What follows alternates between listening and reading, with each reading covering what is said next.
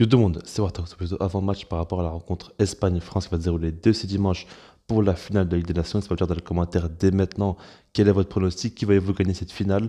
Mais voilà, maintenant par rapport à ça, on va commencer par parler un petit peu de la Ligue des Nations parce que je sais pas ce que vous en pensez, mais personnellement, je trouve vraiment que cette compétition, elle est beaucoup plus intéressante que ce que je pensais. Encore la dernière fois, quand le Portugal avait gagné, je trouvais pas que les matchs étaient vraiment assez incroyables, mais là, cette édition-là, elle me plaît vraiment. Parce que de base, on a une trêve internationale assez chiante, on va pas se cacher, on attend vraiment que le club recommence à jouer, parce qu'il se passe pas grand-chose, des matchs amicaux sans véritable intérêt.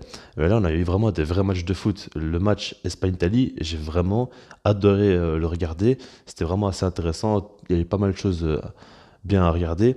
Maintenant, par rapport au match France-Belgique aussi, c'est la même chose. Il y a eu deux mi-temps complètement différentes, il y a eu beaucoup de buts, on a vraiment vu du football tout simplement, et ça fait vraiment plaisir. Donc voilà, maintenant on aura une finale quand même très alléchante, et on va commencer par parler des formes des équipes. On va commencer donc par l'Espagne qui a battu l'Italie, et ils ont vraiment été intéressants, surtout impressionnants, c'est ça que je veux dire. Parce qu'on sait très bien que l'Espagne, le style de jeu avec Luis Enrique, c'est le style de jeu qu'on connaît tous de l'Espagne. C'est-à-dire que ça garde la balle et c'est un petit peu du tiki-taka, on va dire ça comme ça. Maintenant, le but de l'Espagne, c'est vraiment d'étouffer toujours l'adversaire. Et on parle beaucoup de la possession de l'Espagne. Maintenant, comme je dis toujours, moi, ce qui m'impressionne le plus, c'est même pas forcément la possession parce qu'ils ont vraiment des joueurs super forts techniquement, tout ça. Et le positionnement, Luis Enrique, il s'y connaît vraiment. Il sait très bien ce que demander à ses joueurs, tout ça. Pour moi, ce qui m'impressionne, c'est le pressing et le contre-pressing. Regardez juste ça dans le match, analysez un petit peu le pressing et le contre-pressing, et vous allez être impressionné parce que c'est fou. À chaque fois qu'ils perdent la balle, il y a un contre-pressing qui se met en place. On a l'impression qu'ils sont plus nombreux que l'équipe adverse. À chaque fois, ils arrivent toujours à étouffer l'équipe adverse. Et puis même, quand ils veulent récupérer la balle, ils y vont très haut, ils n'ont pas peur et ils sont très agressifs. Et voilà quoi, c'est vraiment très impressionnant. Donc l'équipe d'Espagne qui a beaucoup de qualité technique, ils ont quand même pas mal de très bons joueurs. Moi, ce qui me plaît, on va dire, c'est que défensivement, ils ont récupéré maintenant Marcos Alonso et Azpilicueta, donc deux latéraux qui sont quand même très solides défensivement. Et ça fait qu'ils ont une meilleure solidité défensif. Donc ça, c'est vraiment intéressant. Après, il y a Busquets, et c'est vrai que Busquets, sur les transitions, il peut vraiment être mis en danger. Et par exemple, face à l'équipe de France, je me demande s'il jouera ou non, parce que pour moi, c'est plus Rodri qui doit jouer dans ce rôle-là, parce que dans les transitions défensives, il peut vraiment se faire bouffer quand on voit la vitesse de Mbappé, même de Théo Hernandez, si jamais il est confronté à lui, ça peut vraiment faire très très mal. Donc pour moi, c'est un risque de le mettre. Maintenant, on sait très bien qu'avec l'Espagne, il arrive à faire de bons matchs.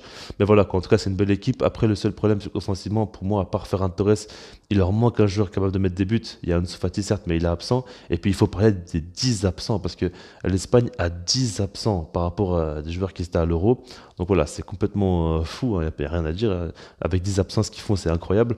Mais voilà, et même ils ont un petit Gavi qui joue à peine son premier match avec l'Espagne, à seulement 17 ans. Ah, voilà quoi, ils ont vraiment un gros manque d'expérience, en plus de ça, beaucoup d'absents. Donc c'est compliqué pour eux. Maintenant, ils ont quand même une belle équipe. Et voilà, comme je le dis, pour moi, le seul véritable défaut, pour moi, c'est clairement au niveau de l'attaque, il leur manque encore un joueur qui peut marquer des buts.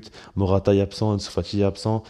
Ça pose quand même problème. Et donc voilà, maintenant l'équipe de France, eux, ils ont réussi à battre la Belgique, certes, et ils sont très bien revenus en seconde mi-temps. Mais pour moi, il y a quand même beaucoup de doutes dans cette équipe-là. Collectivement, pour moi, l'Espagne est 100 fois meilleure que l'équipe de France. Maintenant, individuellement parlant, la France est 100 fois meilleure que l'équipe d'Espagne. Donc du coup, c'est assez, on va dire, différent et il faudra voir la chose différemment tout simplement parce que voilà l'équipe de France certes collectivement c'est pas le top.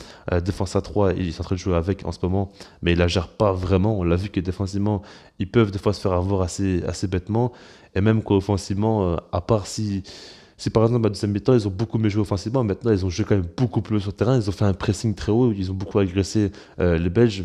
Maintenant on sait très bien que face à l'Espagne ils joueront pas comme ça parce qu'ils vont se faire manger s'ils jouent comme ça, ils vont jouer beaucoup plus bas. Donc du coup ça fait qu'offensivement il y a un petit peu des doutes. Alors certes il y a des joueurs comme Benzema et Mbappé qui peuvent créer la différence à tout moment. Ok, maintenant s'ils sont très loin des buts, ils ne peuvent pas non plus faire grand chose. Il va falloir quand même un circuit de passe préférentiel et avoir quand même un jeu assez intéressant facilement pour proposer des choses. Donc voilà, il y a quand même pas mal de questionnements. Maintenant, comme je l'ai dit, ils sont tellement au-dessus. Quand on voit Pogba, Benzema, Mbappé, c'est des joueurs qui peuvent faire la différence à tout moment et qui peuvent vraiment faire très mal, même sur un coup franc ou tout ce que vous voulez. Donc du coup, ils sont tout le temps dangereux.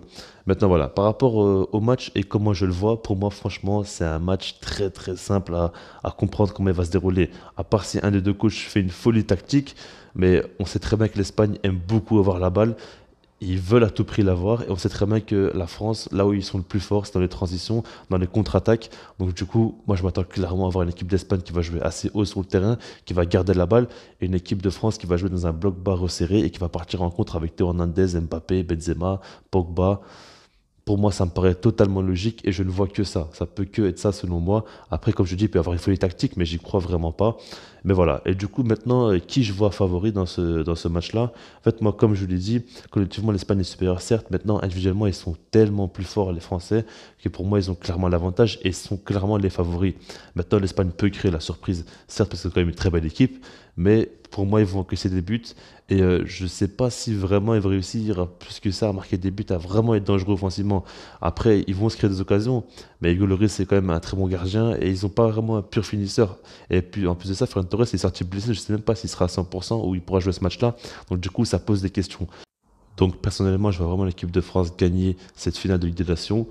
Comme je l'ai dit pour toutes les raisons que j'ai évoquées, hein, mais après, je pense surtout que sur les transitions, sur le contre-attaque, ils peuvent vraiment faire très mal à cette équipe-là d'Espagne parce que défensivement, ils sont pas si mauvais que ça. Et comme je l'ai dit, Marcos Alonso, Spilicueta, ça densifie, ça améliore la défense clairement.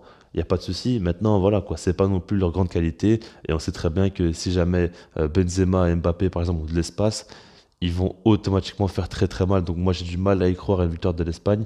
Après franchement, vu les belles choses qu'ils ont montrées dans le temps, ce serait pas non plus si surprenant que ça. Mais personnellement, je n'y crois pas. Dans les commentaires, donnez-moi votre avis par rapport à ce match-là. Et puis sinon, bah, je vous dis peace.